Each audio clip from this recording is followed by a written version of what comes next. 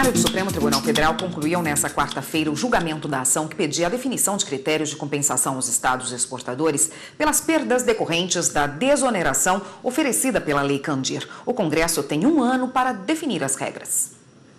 Por maioria, o plenário do STF concedeu prazo de 12 meses para que o Congresso Nacional regulamente a forma da compensação financeira a que os estados têm direito pela desoneração do ICMS das exportações.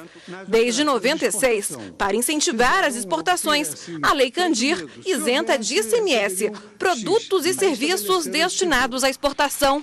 Como o tributo é estadual, é preciso que uma lei complementar defina os termos das compensações aos estados, o que até hoje não foi feito.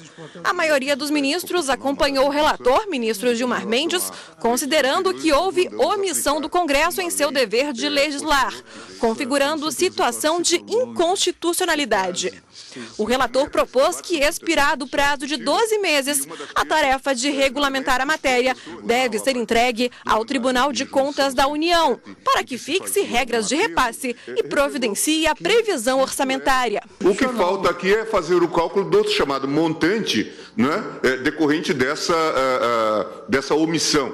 Mas, em suma, vamos ter divergência sobre isso, certamente, e não estamos realmente procurando violar as atribuições do Congresso Nacional. Configura-se de maneira patente, não há quanto a isso, o que questionar. Desenvolvo não na extensão e na agudeza e profundidade do voto do ministro relator, exatamente neste sentido. E também acho que a fixação do prazo é um passo adiante nessa natureza quase recomendatória. É um dever e um dever a se cumprir que, ultrapassado 13 anos, há que se cumprir sob pena de continuar a haver um descumprimento constitucional. Ainda durante a sessão, os ministros decidiram manter a súmula vinculante número 5, que não obriga a defesa por advogado em processo administrativo disciplinar. O Conselho Federal da Ordem dos Advogados do Brasil pediu o cancelamento do verbete, mas a maioria dos ministros acompanhou o voto do relator, ministro Ricardo Lewandowski, entendendo que a súmula é constitucional. Para admitir-se a revisão ou cancelamento de súmula vinculante, é necessário que seja evidenciada a superação da jurisprudência da Suprema Corte no trato da matéria, que haja alteração legislativa quanto ao tema ou ainda modificação substantiva de contexto político, econômico ou social. O proponente não demonstrou a presença dos aludidos pressupostos de admissibilidade e ainda não se desincumbiu da exigência constitucional de apresentar decisões reiteradas do Supremo Tribunal Federal e demonstrem a necessidade de alteração ou cancelamento do teor redacional da súmula vinculante 5, o que também impossibilita a análise da presente proposta. Eu estou, então, votando pela rejeição. Bom, para comentar a sessão de ontem no plenário do Supremo, está aqui a consultora jurídica da TV Justiça, Gisele Reis. Boa tarde, Gisele. Boa tarde, Érica. Bom, a gente viu aí na reportagem que a súmula vinculante foi mantida, por maioria. Qual foi a posição que prevaleceu? Prevaleceu a posição de que o debate que acabou tendo no plenário da Suprema Corte para a edição da súmula vinculante, ele foi intenso na época e que não haveria justificativa suficiente para que houvesse o cancelamento dessa súmula vinculante. A súmula prevê que o advogado não é necessário nos processos administrativos disciplinares. Então, quando alguém está envolvido numa situação de se ver submetido numa situação de processo administrativo disciplinar, não é obrigatória que aquela defesa seja feita por um profissional da advocacia. Isso foi o que o Supremo decidiu. E o Conselho Federal da Ordem dos Advogados do Brasil havia, então, proposto um cancelamento dessa súmula vinculante por entender que não haviam razões suficientes para a edição dessa súmula vinculante. Os ministros acabaram entendendo, essa foi uma decisão por maioria,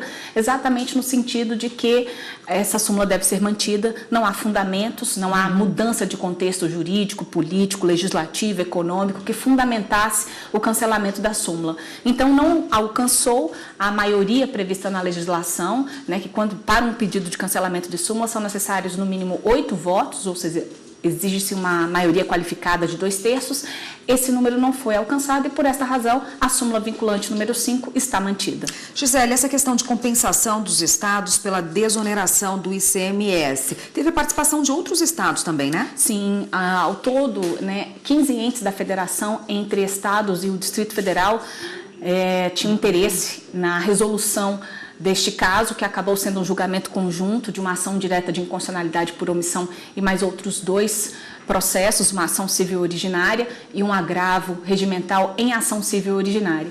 Então, a grande discussão aqui era exatamente declarar a omissão do Congresso Nacional no que diz respeito a uma regulamentação prevista no ato das disposições constitucionais transitórias, que foi incluído pela emenda constitucional de 2003. Então, por maioria, também os ministros acabaram declarando que há uma situação de inconstitucionalidade por omissão.